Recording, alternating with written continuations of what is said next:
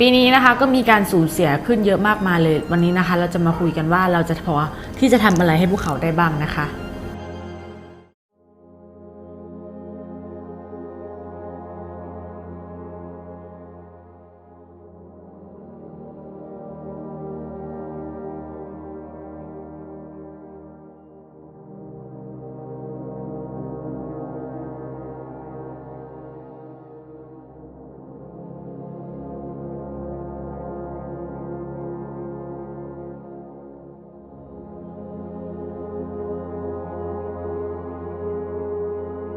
สวัสดีค่ะยินดีต้อนรับเข้าสู่ Talk Sense by อ๋อ Diary นะคะวันนี้เราจะมาคุยกันเรื่องพิธีคนตายนั่นเองค่ะเพราะว่าต้องบอกว่า2 ปีนี้มันเกิดการสูญเสียขึ้นเยอะเนาะแล้วการสูญเสียเนี่ยมันก็แบบทำให้เราไม่สามารถจัดพิธีแบบที่ปกติเราทำได้ใช่ซึ่งแบบอย่างแต่ก่อนเราสามารถตั้งสวดกี่วันเราสามารถมีพิธีนั่นนี่นู่นนั่นได้เก็บศพไว้อะไรอย่างเงี้ยแต่ว่าตอนนี้คือแบบญาติพี่น้องบางทีไม่ได้มาเลยเขาก็เผาไปเลยอะไรเงี้ยทีนี้ก็เลยอยากจะถามแทนแบบเผื่อมีคนที่ฟังแล้วแบบเขามีคนในครอบครัวหรือคนที่รู้จักแบบเขาอยากทำอะไรให้บ้างอะไรเงี้ยมันสามารถทำอะไรแก่คนที่เสียไปแล้วได้บ้างคือต้องบอกว่าถ้าเป็นของม้าเนาะเพราะว่าม้าก็ไม่ทำตามมนุษย์อยู่ดีม้าเอาตามที่อย่างเมื่อ2 วันก่อนม้าก็เพิ่งโพสต์ Facebook คือมันมีลูกศิษย์ม้าคนหนึ่งที่เขาพูดว่าเขาทำสิ่งนี้ใ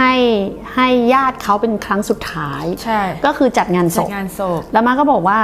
แล้วการจัดงานศพคนตายได้ตรงไหนวะคือทำไมถึงคิดว่าคนตายจะได้เท่าที่เห็นมีแต่คนเป็นได้แล้วจัดงานงานเลี้ยงอะไรก็คือคนเป็นทั้งนั้นมันไม่มีคนตายได้เลยตายหาไปแล้วจะรู้สึกอะไรใช่เวลาจัดงานศพคนที่ตายก็จะได้แค่อาหารไม่กี่อย่างใช่ซึ่งในความเป็นจริงแล้วอ่ะในสมัยก่อนเนี่ยถ้าเราย้อนกลับไปดูเราจะเห็นเลยว่าอย่างอียิปต์หรืออะไรก็แล้วแต่เนี่ยต้องพูดว่าเขาจะไม่ให้เผาการเผาอ่ะมันมาเกิดขึ้นเพราะอะไรมันเกิดขึ้นเพราะว่ามันไม่มีที่ให้ฝังที่แบบมันใช่แล้วก็พอมาตอนหลังๆเนี่ยเขาให้เผาเพราะว่าเขาเชื่อกันว่าเมื่อเกิดโรคติดต่อโรคระบาดวิธีที่จะช่วยได้คือการเผาเพราะไม่อย่างนั้นน่ะถ้าฝังจะทำให้ดินมีพิษใช่แล้วก็ระบาดต่อนะได้ใช่นี่คือความคิดของคนสมัยก่อนทีนี้เราต้องเข้าใจก่อนว่าในความเป็นจริงแล้วเนี่ยถ้าเอาในยุคที่เอาเป็นว่ามาม่าขอพูดเทปนี้ก็คือแล้วแต่วิจารณญาณนะคะก็คือต้องบอกว่าจริงๆในสมัยก่อนหลายหมื่นปีที่แล้วเนี่ยมนุษย์เทพทุกมิติเนี่ยอยู่ด้วยกันหมดเลยใช่ที่เราได้ฟังแล้วพวกเทพเนี่ยเขาไม่ตายอยู่แล้วเขาตายช้าเพราะเวลาเขาไม่เท่าเราแต่ในขณะที่มนุษย์ตายเร็วทีนี้พอมนุษย์ตายเนี่ยก็ไม่ได้ทำอะไรก็แค่ฝังนะคะแล้วก็ไม่ได้ทำอะไรมากไปกว่านั้นแต่ในสมัยก่อนเนี่ยเขาก็จะมีว่าถ้าสิ่งที่ทำให้ขึ้นเพื่อคนตายก็คือมีการก่อนจะตายเขาก็จะมีการว่าให้คิดถึงสิ่งดีๆนะให้คิดถึงอะไรอย่างเงี้ยเพราะว่าเขารู้กันว่าเมื่อไหร่ก็ตามที่ย้ายจากร่างนี้ไปโผล่อีกร่างหนึ่งอ่ะจิตสุดท้ายสำคัญที่สุดดังนั้นเนี่ยช่วงสุดท้ายก่อนเราจะเสียชีวิตเนี่ยใช่ดังนั้นเนี่ยเราจะเห็นศาสนาคริสต์ก็เหมือนกันพอคนใกล้ตายเขาจะเอานักบวชออกมาพูดให้เหมือนเวลาคนกำลังจะไปประหารชีวิตหรืออะไรอย่างเงี้ยมันก็จะเป็นลักษณะแบบนั้นคนไทยหรือว่าในยุคนั้นซึ่งยังไม่มีศาสนาพุทธอิสลามอะไรยังไม่มีเลยสักอย่างเนี่ยเขาก็จะใช้วิธีว่าอยู่ณขณะที่ก่อนจะตายก็ให้คิดถึงแต่สิ่งดีๆเพื่อที่จะจิตของตัวเองอ่ะไม่ตกไปอยู่ในสภาวะที่เลวกว่าที่เป็นก็คือไม่ร้อนรนไม่ทรมานไปอะไรอย่างเงี้ยใช่ทีนี้เขาอ่ะก็มองว่าคนตายอ่ะพอตายแล้วอ่ะมันก็ไม่มีผลกับคนตายแล้วสิ่งที่อยู่คือคนเป็นทำยังไงให้คนเป็นอยู่ได้อย่างราบรื่นวิธีที่เขาทำก็คือเขาก็เริ่มเรียนรู้กันว่าการเอารูปภาพหรือการเอาสิ่งที่ของระลึกใช้คำว่าของระลึกนะเช่นในสมัยก่อนอ่ะมันยังไม่มีภาพถ่ายก็จะอาจจะเก็บเป็นเส้นผมก็จะเก็บเป็นเส้นผมหรือว่าเก็บเป็นเสื้อผ้าหรือเก็บเป็นอะไรอย่างเงี้ยโดยพื้นฐานเขาจะให้คนโบราณเขาจะให้ฝังทั้งหมดไปกับคนตายแล้วเหลือไว้เพียงแค่ไม่กี่อย่างใช่ทีนี้พอเอามาเป็นที่ระลึก ถ้าไม่พกติดตัว เช่นลูกพกติดไว้กับตัวนะถ้าเอาไปวางไว้ที่ใดในบ้านเขาก็จะให้ดูให้ดี หรือการฝังพอเริ่มฝังอ่ะมันก็เริ่มมีห่วงซุยคำว่าห่วงซุยของจีนไม่ได้เกิดมาแบบไม่มีอะไรนะจริงๆแล้วเนี่ยไม่ว่าจะเป็นสมัยอียิปต์โบราณหรืออะไรก็แล้วแต่เขาต้องดูทิศดูตำแหน่งในการที่จะฝังศพให้มันดีกับคนรุ่นหลังที่อยู่ต่อมันไม่ได้ฝังเพื่อคนตายนะเว้ยแต่มันฝังเพื่อคนเป็นซึ่งต้องบอกเลยว่าเราจะต้องทำหลายเทปมากเลยกัสเพราะว่าเราสิ่งหนึ่งที่คนส่วนใหญ่ไม่รู้คือเราไม่เคยรู้ว่าอ๋อถ้าพ่อกูตายวันนี้อย่างสมมุติพ่อมาตายวันพุธสมมุตินะจะมีผลกับม้ายังไง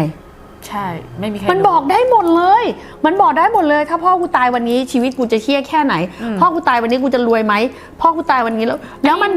ดูได้ลูกทั้งหมดด้วยนะนับแค่พ่อแม่หรือนับคนเลี้ยงดูเพราะอย่างบางคนพ่อแม่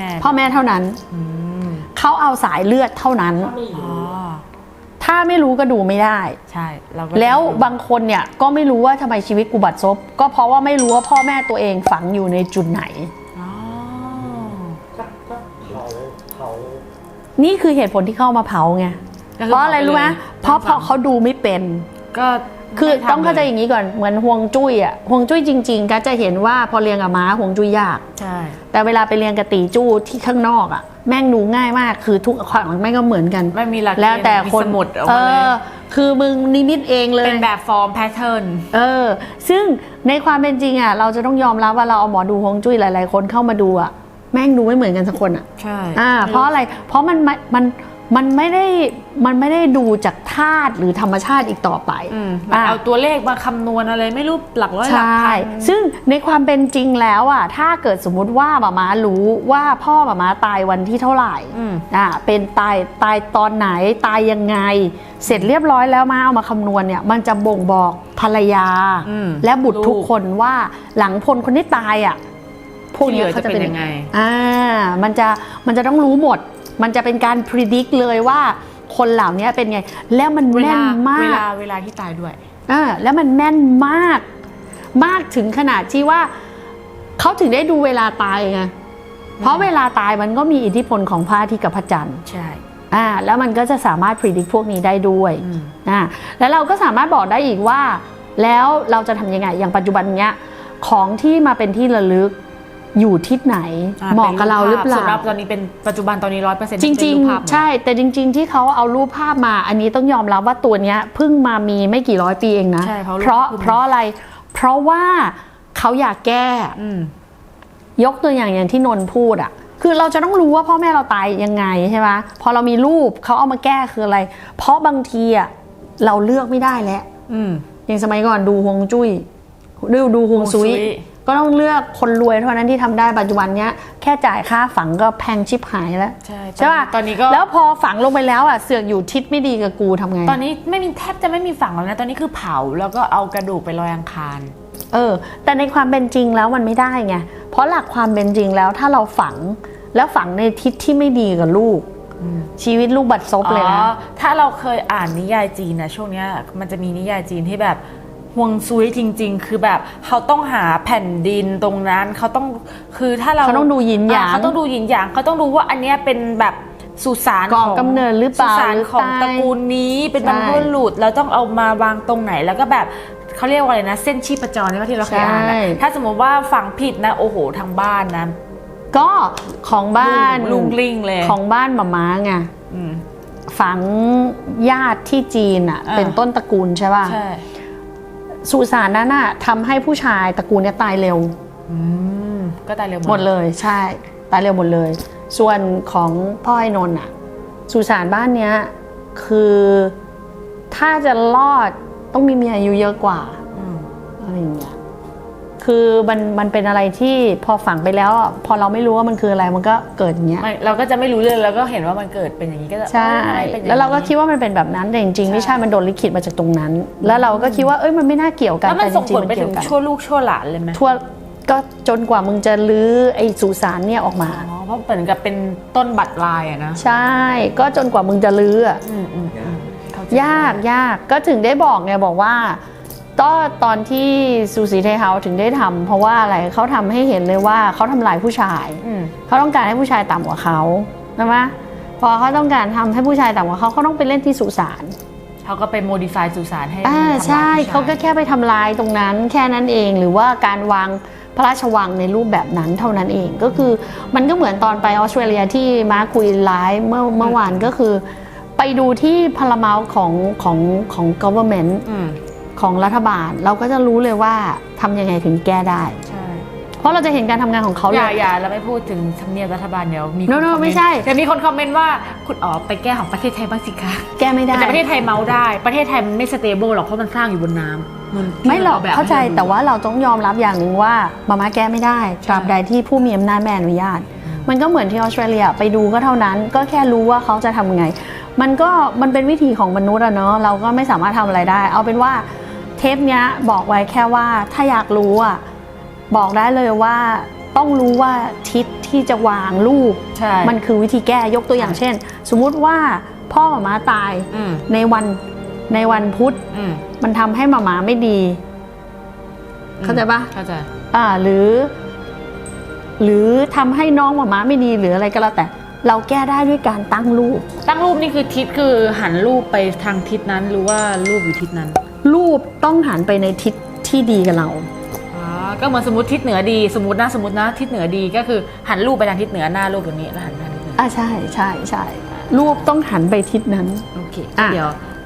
จะเป็นทิศอะไรเดี๋ยวเรามาคุยกันเป็นสายเลือดกันสายเลือดเท่านั้นแม่บุญธรรมไม่ได้ตายายเลี้ยงมาไม่ได้ต้องเป็นพ่อแม่บลัดไลน์เท่านั้นพ่อแม่เท่านั้นนะคะมาแบบ